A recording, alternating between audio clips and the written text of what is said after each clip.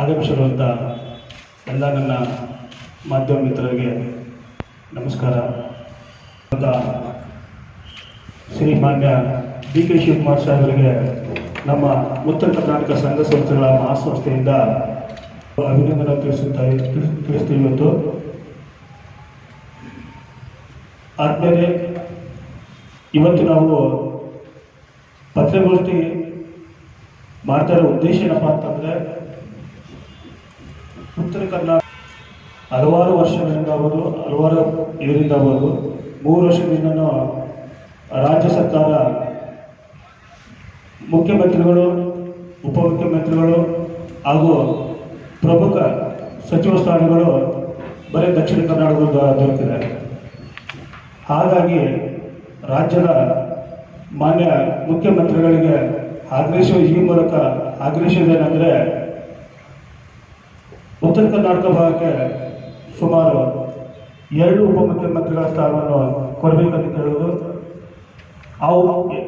ಆ ಮುಖ್ಯಮಂತ್ರಿಗಳ ಸ್ಥಾನದಲ್ಲಿ ಹಿರಿಯರಾದಂಥ MP ಪಾಟೀಲ್ ಆಗ್ಬೋದು, ಸತೀಶ್ ಜಾರಕಿಹೊಳಿ ಸಾಹೇಬ್ರಾಗ್ಬೋದು, HK ಪಾಟೀಲ್ ಆಗ್ಬೋದು, RV ದೇಶಪಾಂಡೆ ಆಗ್ಬೋದು, ಇವರಲ್ಲಿ ಯಾರಿಗಾದ್ರೂ ಇಬ್ಬರಿಗೆ ಉಪಮುಖ್ಯಮಂತ್ರಿ ಸ್ಥಾನ ಕೊಡಿ ಅಂತ ನಾವಿವತ್ತು ಅವರಿಗೆ ಆಗ್ರಹಿಸ್ತೀವಿ.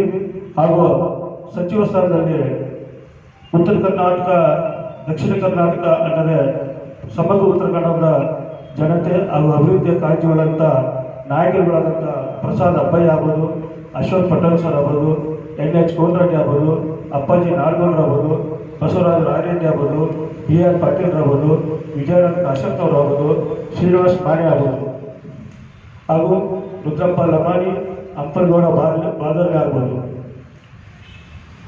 ಇವರಿಗೆ ಸುಮಾರು 10 ಜನರಿಗೆ ಸಚಿವ ಸ್ಥಾನ ಕೊಡಬೇಕು, ಸುಮಾರು 2 ಉಪಮುಖ್ಯಮಂತ್ರಿ ಸ್ಥಾನ ಕೊಡಬೇಕು ಅಂತ ಹೇಳ್ಬಿಟ್ಟು ನಿಮ್ಮೆಲ್ಲ ಮಾಧ್ಯಮ ಮಿತ್ರರ ಮುಖಾಂತರ ಈ ಮೂಲಕ ಆಗ್ರಹಿಸ್ತೀವಿ.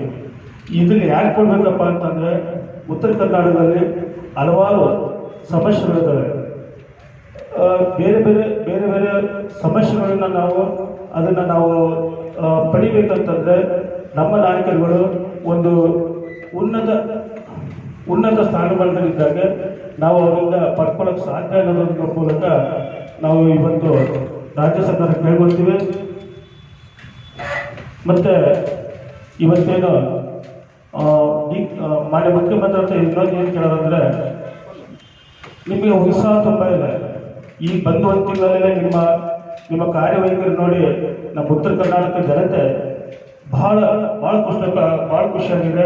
ಅದೇ ರೀತಿ ಉತ್ತರ ಕರ್ನಾಟಕ ಭಾಗದ ಕಡೆ ಏನು ಜ್ವಲಂತ ಸಮಸ್ಯೆಗಳಿದ್ದಾವೆ ಅದನ್ನು ಆಲಿಸಿ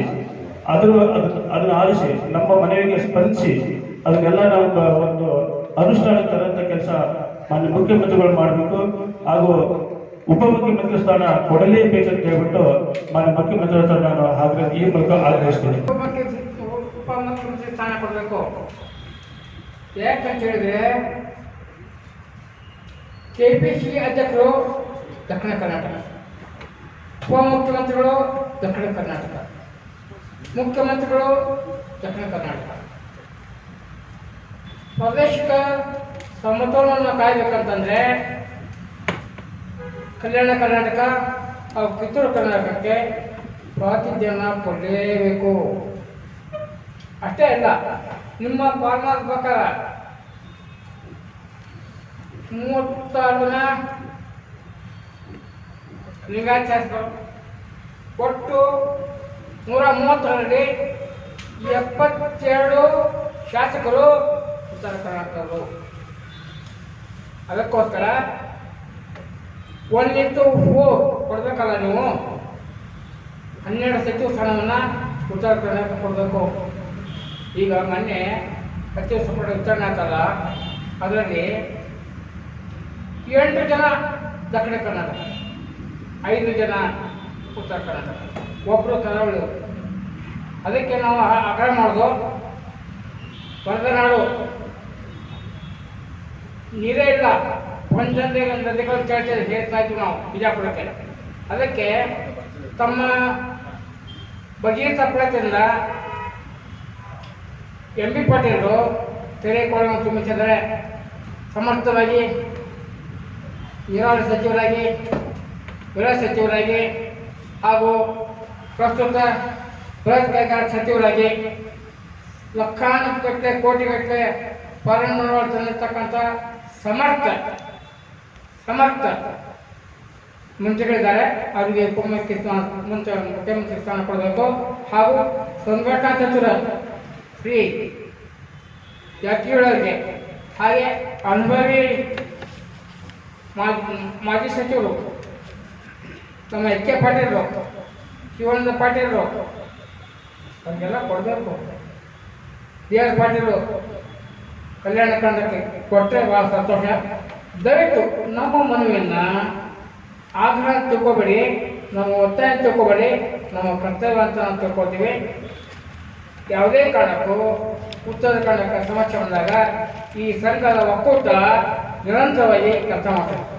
ಒಂದು ಎರಡನೇದು, ಈ ಮೂಲಕ ಮುಖ್ಯಮಂತ್ರಿ ಡಿ ಕೆ ಶಿವಕುಮಾರ್ ಅವರಿಗೆ ವಿನಂತಿ ಮಾಡೋದು, ಈ ಹಿಂದೆಂದೂ ಕಾಣಂತ ಮಳೆ ಕೊರತೆ ಇದೆ. ಆದ್ದರಿಂದ ಬರ ಪರಿಹಾರವನ್ನು ಕೂಡಲೇ ನೀವು ಘೋಷಿಸಿ, ಬರ ಪರಿಹಾರ ತಾಲೂಕನ್ನು ಘೋಷಿಸಿ ಹಾಗೂ ಅದಕ್ಕೆ ಸೂಕ್ತವಾದ ನಿರ್ಧಾರವನ್ನು ತಾವು ತಗೋಬೇಕು. ಅಷ್ಟೇ ಅಲ್ಲ, ಕೇಂದ್ರ ಸರ್ಕಾರಕ್ಕೆ ಒತ್ತಾಯ ಮಾಡ್ತೀವಿ ನಾವು, ಕೂಡಲೇ ಬರ ಪರಿಹಾರಕ್ಕೆ ಬೇಕಾಗಿರತಕ್ಕಂಥ ಎಲ್ಲ ಸೌಲಭ್ಯಗಳನ್ನ ಅಧ್ಯಯನ ತಂಡವನ್ನು ರಾಜ್ಯಕ್ಕೆ ಕಳಿಸ್ಕೊಡ್ಬೇಕು. ಎರಡನೇ ವಿಷಯ ಅಂತಾರಾಷ್ಟ್ರೀಯ ಏರ್ಪೋರ್ಟು ತುಮಕೂರು ಅಥವಾ ಶಿರಾಕ್ ಮಾಡಿದರೆ ಆ 20 ಜಿಲ್ಲೆಗಳು ಅದೇ ರೋಡ್ನಲ್ಲಿ ಹೋಗ್ತವೆ. ನೀವು ಕನಕಪುರ ಮಾಡಿದರೆ ಅಲ್ಲಿ ಬರೀ 2 ಜಿಲ್ಲೆ ಮಾತ್ರ ಹೋಗ್ತವೆ. ಎರಡನೇ ಏರ್ಪೋರ್ಟ್ ಮಾಡೋದಾದರೆ ದಯವಿಟ್ಟು ಸೇವೆಯನ್ನು ಮಾಡ್ತಾ ಇದ್ದಾರಲ್ಲ, ನಿಮ್ಮ ಮನಸ್ಥಿತಿಯನ್ನು ಬದಲಾವಣೆ ಮಾಡಿಕೊಳ್ಳಿ. ಕರ್ನಾಟಕ ರಾಜ್ಯ ಅಭಿವೃದ್ಧಿ ಆಗಬೇಕಂತಂದರೆ ಸಮಗ್ರವಾಗಿ ಅಭಿವೃದ್ಧಿ ಆಗಬೇಕು. ಯಾವುದೇ ಸಮಸ್ಯೆ ಬಂದಾಗ ಅದಕ್ಕೆ ಉತ್ತರ ಕೊಡ್ತಕ್ಕಂಥದ್ದು ಉತ್ತರ ಕರ್ನಾಟಕ. ಇದನ್ನು ಹೇಳ್ತಾ ಮತ್ತೊಮ್ಮೆ 2 ಮುಖ್ಯಮಂತ್ರಿ ಸ್ಥಾನವನ್ನು ಹಾಗೂ 12 ಜನ ಸಚಿವರನ್ನ ಉತ್ತರ ಕನ್ನಡಕ್ಕೆ ಕೊಡಬೇಕು.